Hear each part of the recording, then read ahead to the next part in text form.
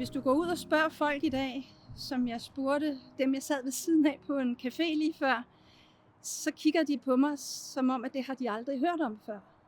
Og det store problem er, at danskerne ved ikke, at de nye teknologier er på vej.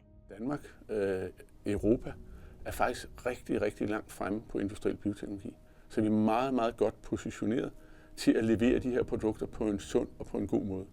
Jeg synes slet ikke, debatten burde foregå. Jeg finder den stærkt overflødig. Altså det i det hele taget at skulle snakke om genetisk manipulerede ting er det dybt tragisk i forhold til, at vi ikke har behov for det i vores fødevareproduktion.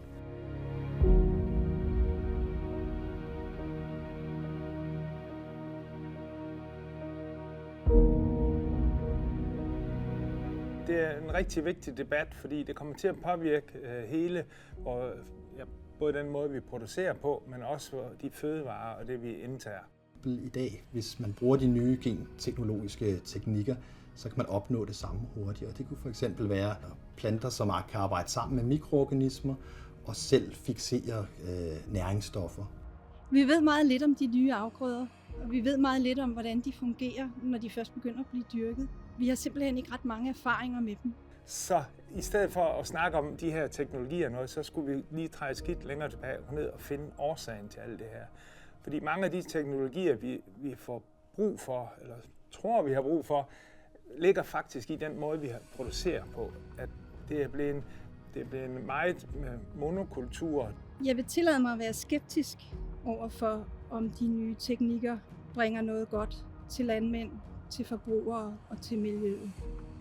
Jeg tror i virkeligheden, at det bliver mere af det, vi har i forvejen.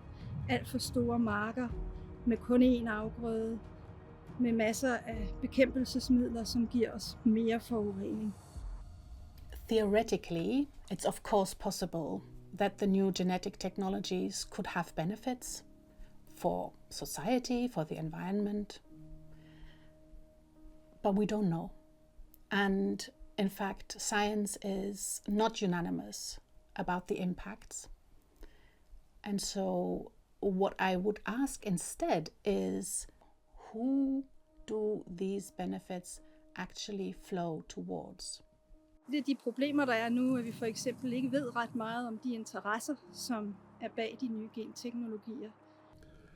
Vi har haft traditionelt meget svært ved det, fordi Monsanto fik ødelagt hele GMO-debatten tilbage i slut 80'erne, start 90'erne. Og det er faktisk i virkeligheden ærgerligt, fordi det har givet os en langsommere udrulning af teknologien.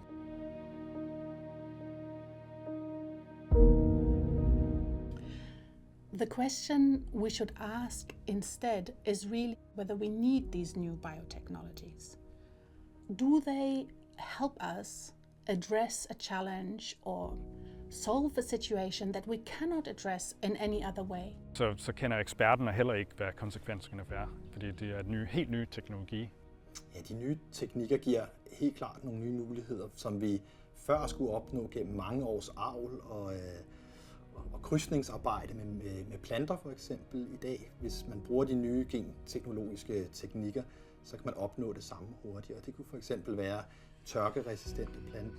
Men frø er faktisk big business, og når vi prøver at holde os ude af big business, så er det fordi, vi egentlig gerne vil have, at der ikke er nogen, der ejer vores frø. De nye teknologier har jo ikke været helt billige at lave, så der må være nogen, der ejer frøene, og der må også være nogen, der skal tjene penge på dem. Og det vil vi gerne vide noget mere om. Og vi synes, den viden skal ud til befolkningen, før de tager stilling. I øjeblikket der følger økologisk produktion IFORMS, den europæiske del, det følger deres anbefaling om, at vi har forbudt eller ikke tilladt de her NGT-afgrøder i produktionen. Der er nogle af vores avlere, der er bekymret for, at de ikke kan blive ved med at skaffe såsæd nok til den økologiske produktion, når den nu skal vokse så meget, som vi håber. Der er målsætning om, at den skal fordobles og komme op på 25% i hele Europa.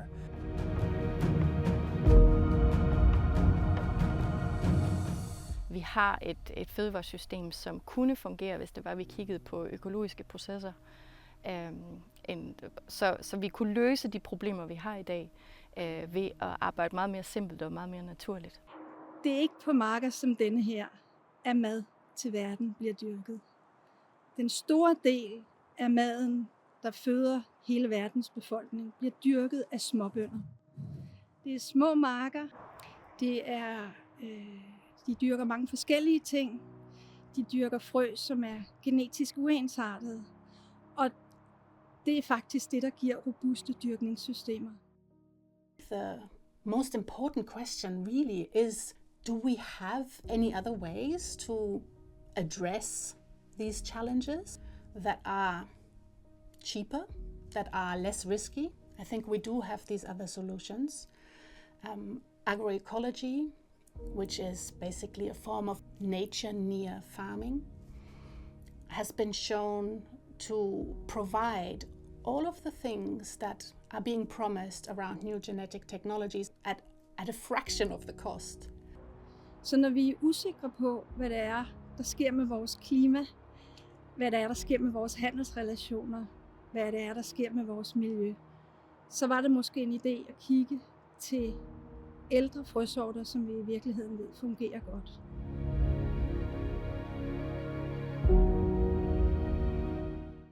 Det er jo heller ikke sikkert, at vi nogensinde kommer til at vide, hvad en GMO-teknologi i dag får betydning på sigt. Altså det kan være om 10 år, om 20 år, at vi finder ud af, at det skulle vi ikke have gjort. Og hvis vi går ud i den store verden, ude i det sydlige Afrika, hvor man ikke har råd til kunstgødning, og man bruger nogle andre måder til at producere sine afgrøder på, jamen hvis vi kan få nogle sorter der, som er mere tørkeresistente, og som passer bedre til det klima og den jordbund, som de nu har i de her egne, så vil de jo kunne øge deres fødevareproduktion og blive selvforsynende. For certain, we have a much cheaper alternative with massive biodiversity benefits. Absolutely fantastic in terms of farmer well-being, rural regeneration. Vi skal dyrke mindre marker, masser af forskellige afgrøder, og alle frøene skal i princippet være lidt genetisk forskellige, for så er de bedre til at kunne vende sig til et klima, der forandrer sig. Danskerne har før været gode til at gøre ting sammen og gøre nye ting sammen. Det gjorde vi, da vi opfandt andelsbevægelsen i 1880'erne, og der vendede vi os til, at vi i fællesskab kunne bønder dyrke afgrøder, så kunne de eje produktionsredskaberne sammen. Altså, de danske borgere bestemmer jo, hvilke teknologier, der kan bruges gennem regeringen. Men om den enkelte borger skal til folkeafstemning, det mener jeg simpelthen ikke er relevant. Der er emnet for kompliceret. Ja, jeg mener, at offentlig debat er rigtig vigtigt på det her emne. Det ved vi, hvad historiske grunde. Tilbage i 90'erne var der meget debat om det.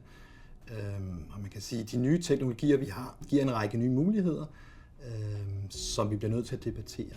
Denmark holds the presidency of the council, so the Danish voice is really important at the moment. So yes, I do think people should get involved in debates about the new genetic technologies.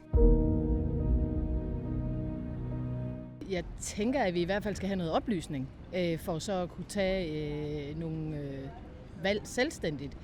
Ja, altså så ja, men det er også fordi, jeg går ind for et demokrati og myndige demokratiske borgere og oplysning i den forstand. Ikke? Jeg synes, det er vigtigt, at der er noget, der påvirker os, helt ind i vores krop.